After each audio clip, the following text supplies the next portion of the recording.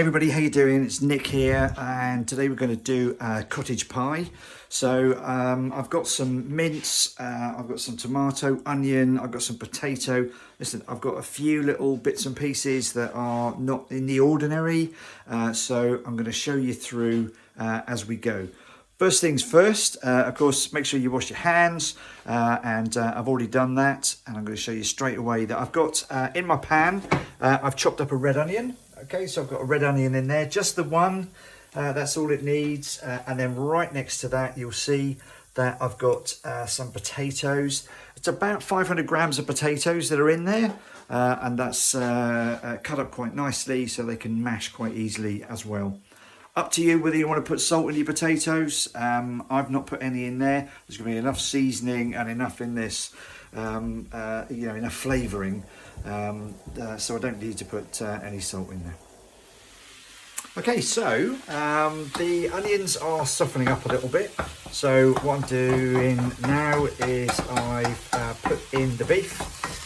So we've got the beef that's in there now.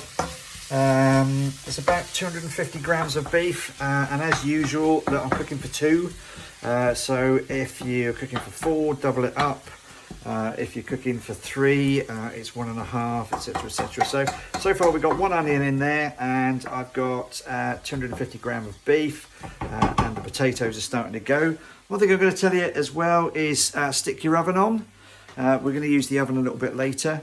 Do it about 220, or if you've got a fan, around 200. For those of you in the US, that's around about 395. And 430 Fahrenheit. Back soon. Right, so the beef is browning.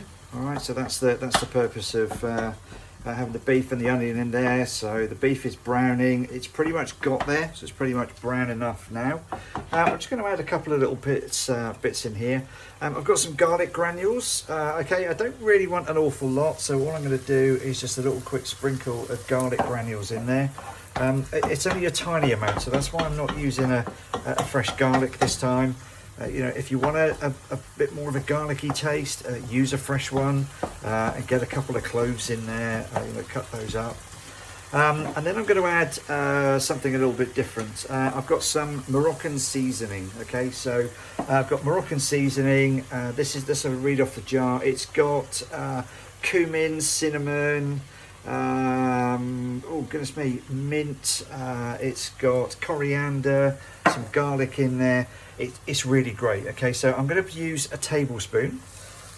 Okay, so you can see I've got a tablespoon, and the same as when I did the sweet and sour with the Chinese 5 spice, which I can see is still in the background there.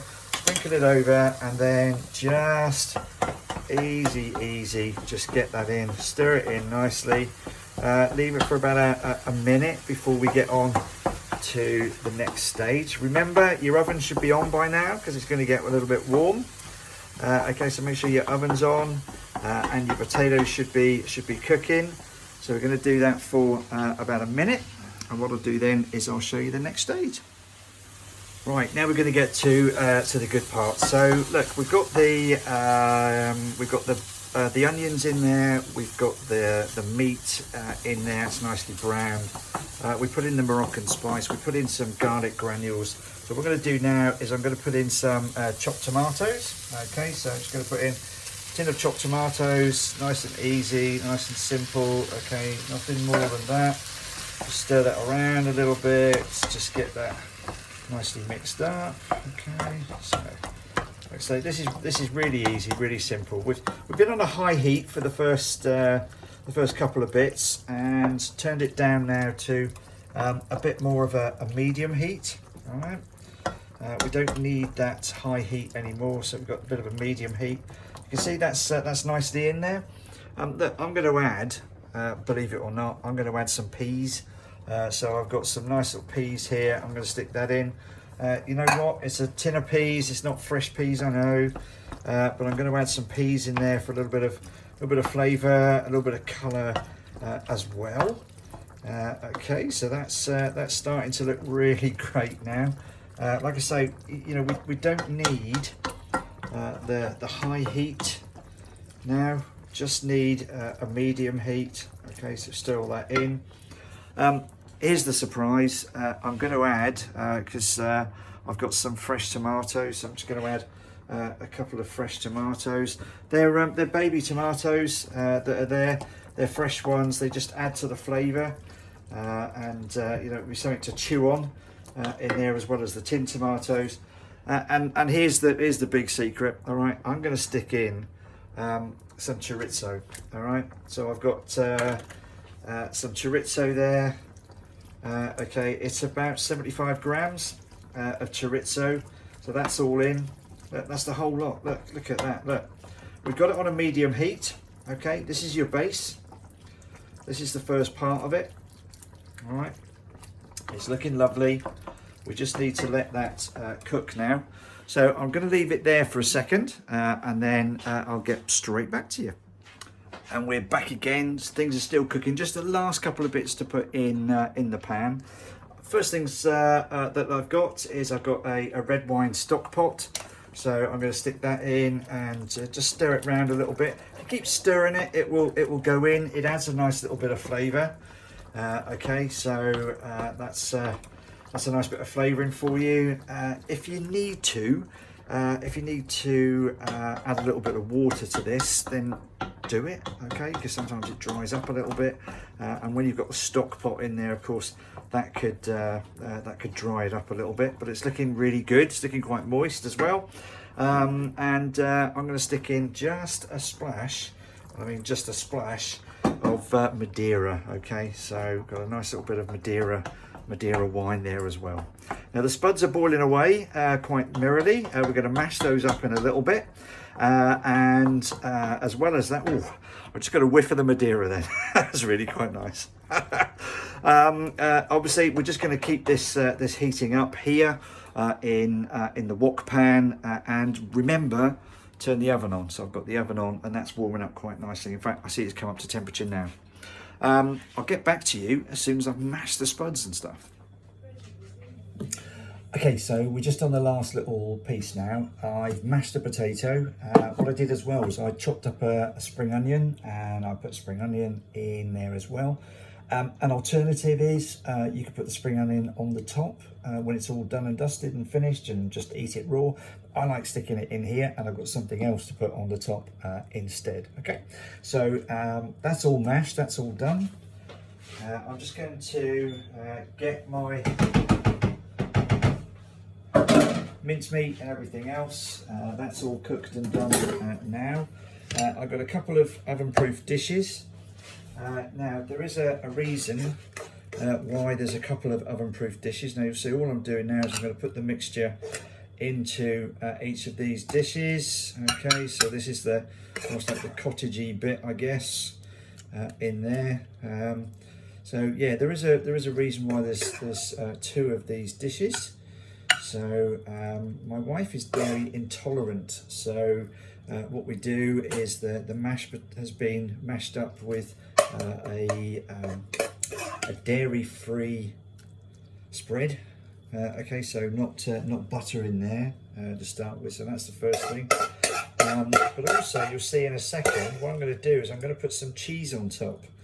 So I've got a vegan cheese for my wife, and I've just cut up a nice cheddar cheese for myself. So that's all done and dusted there. Clearly she's not vegan because we've got loads of meat in this one. Okay, so that's that bit done. What I'm going to do now is I'm going to spoon in the mashed potato. So you see there goes the potato. Okay, it's really simple this, honestly. It's it's another 20-minute thing to actually do it, and then it's going to be 20 minutes or so in the oven. So have a look at it after 15. All right, just to make sure that everything's going okay. I think that most of those there, that's good, that's okay. I think most of the onion went in one piece of mashed potato, didn't it there, actually, by the look of it, so it's not gone all spread around.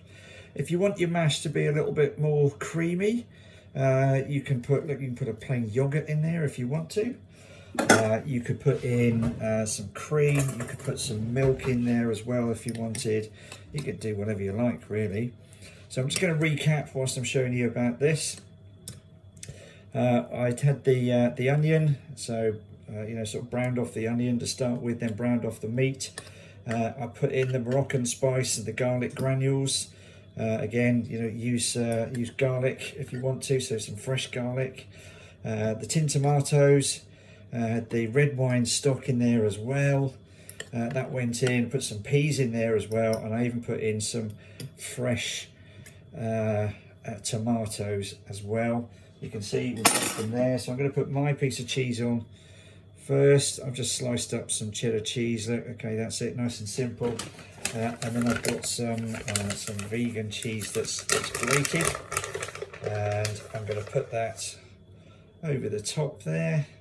And then, like I say, if you leave it in the oven, remember your oven's on 220 roughly, 200 fan, or what is it, 395, 430 in Fahrenheit.